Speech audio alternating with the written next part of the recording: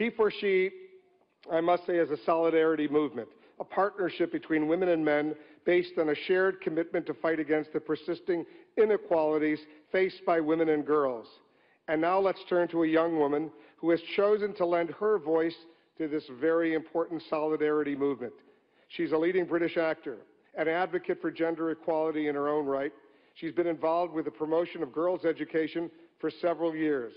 As part of her humanitarian efforts, she's visited Bangladesh, Zambia, recently returned, as we just heard, from Uruguay on her first mission with UN Women. Ladies and gentlemen, please join me in welcoming to this stage our co-host and the UN Women's Global Goodwill Ambassador, Emma Watson.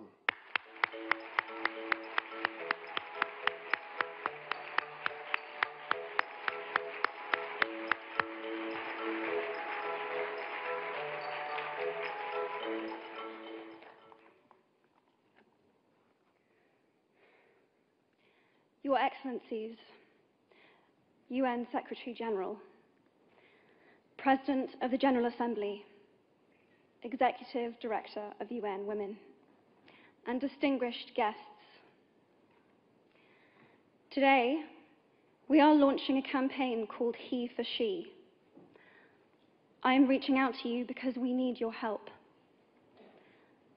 We want to end gender inequality, and to do this, we need everyone involved.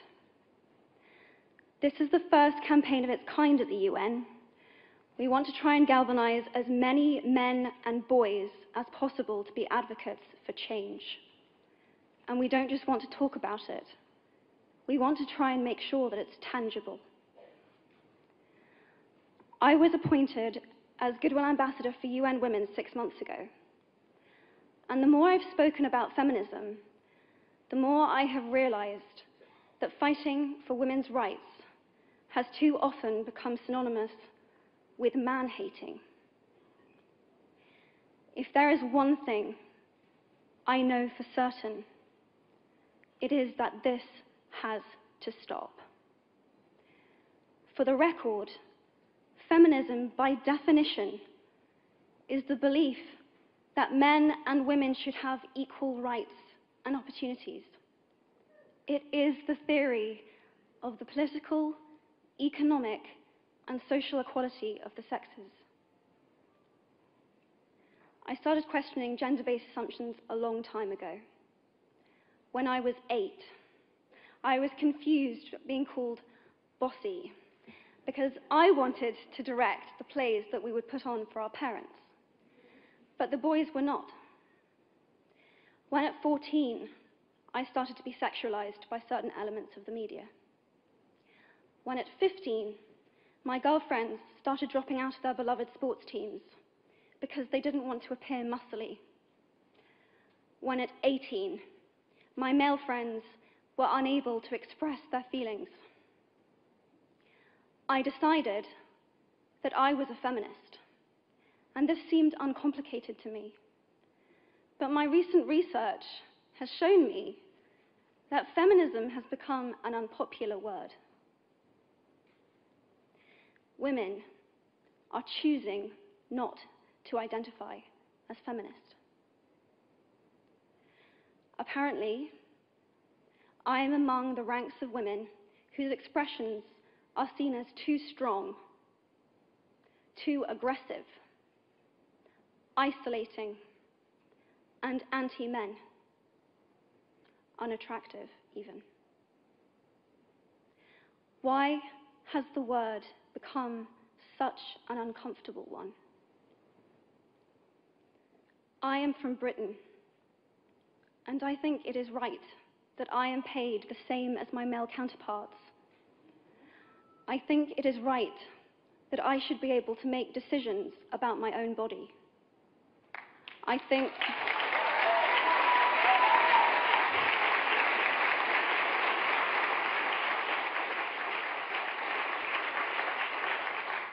it is right that women be involved on my behalf in the policies and the decisions that will affect my life. I think it is right that socially I am afforded the same respect as men. But sadly, I can say that there is no one country in the world where all women can expect to receive these rights. No country in the world can yet say that they have achieved gender equality. These rights I consider to be human rights, but I am one of the lucky ones. My life is a sheer privilege because my parents didn't love me less because I was born a daughter. My school did not limit me because I was a girl. My mentors didn't assume that I would go less far because I might give birth to a child one day. These influences were the gender equality ambassadors that made me who I am today. They may not know it, but they are the inadvertent feminists who are changing the world today. We need more of those. And if you still hate the word, it is not the word that is important. It's the idea and the ambition behind it. Because not all women have received the same rights that I have. In fact, statistically, very few have been. In 1997, Hillary Clinton made a famous speech in Beijing about women's rights. Sadly, many of the things that she wanted to change are still true today. But what stood out for me the most was that less than 30% of the audience were male. How can we affect change in the world when only half of it is invited or feel welcome to participate in the conversation? Men, I would like to take this opportunity to extend your formal invitation.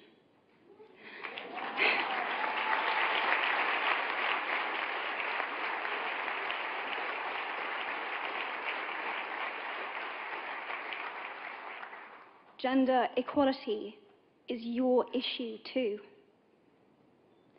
Because to date, I've seen my father's role as a parent being valued less by society, despite my needing his presence as a child as much as my mother's.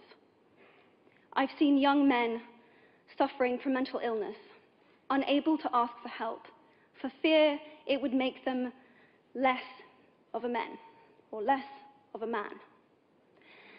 In fact, in the UK, suicide is the biggest killer of men between 20 to 49, eclipsing road accidents, cancer, and coronary heart disease. I've seen men made fragile and insecure by a distorted sense of what constitutes male success. Men don't have the benefits of equality either. We don't often talk about men being imprisoned by gender stereotypes, but I can see that they are, and that when they are free, things will change for women as a natural consequence. If men don't have to be aggressive in order to be accepted, women won't feel compelled to be submissive. If men don't have to control, women won't have to be controlled. Both men and women should feel free to be sensitive. Both men and women should feel free to be strong. It is time that we all perceive gender on a spectrum instead of two sets of opposing ideals.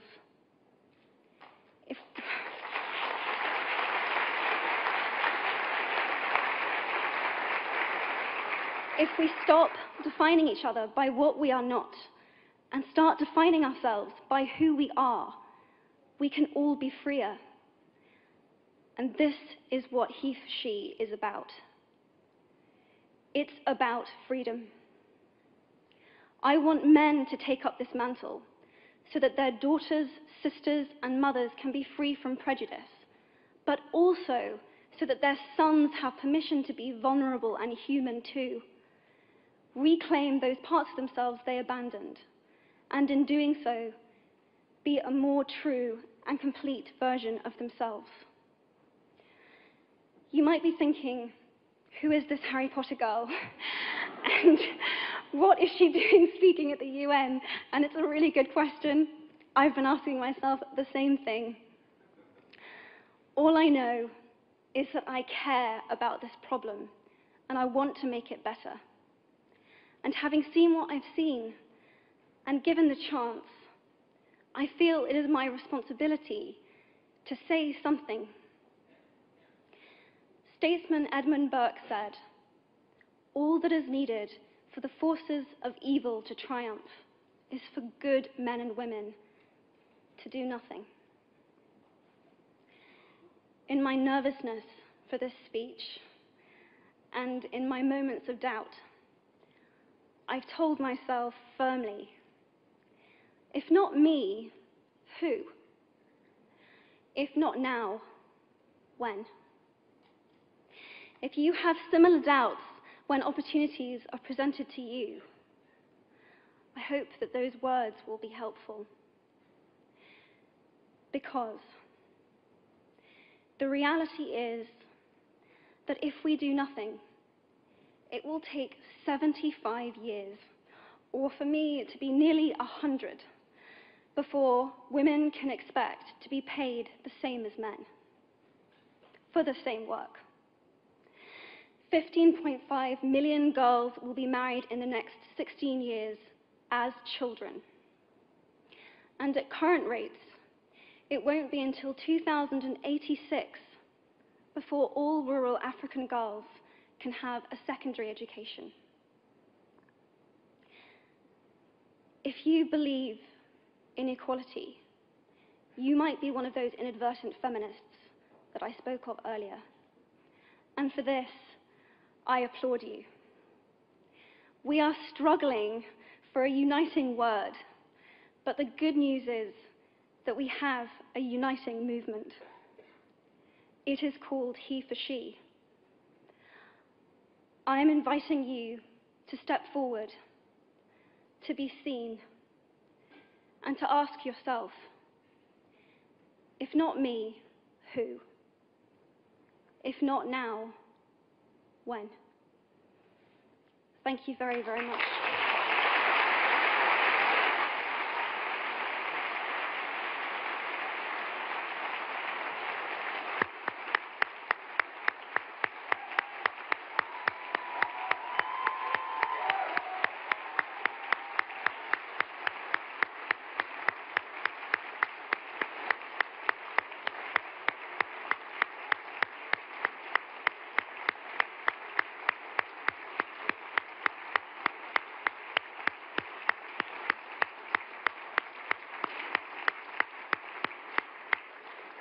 What a beautiful, beautiful speech. What a beautiful thought. Emma, pay attention.